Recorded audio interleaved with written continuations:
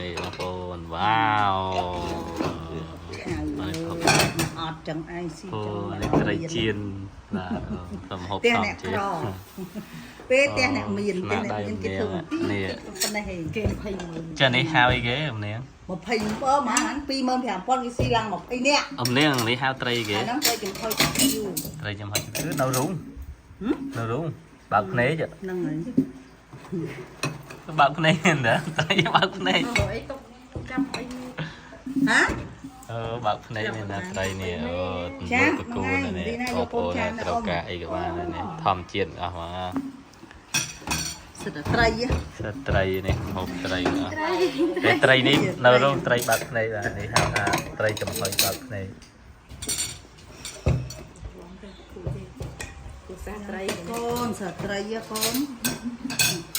មហូបថ្ងៃនេះសើមហូបត្រីទាំងអស់ណាកូន នេះហូបធម្មជាតិ ប្រហុកត្រីត្រីជៀនត្រីចំហុយ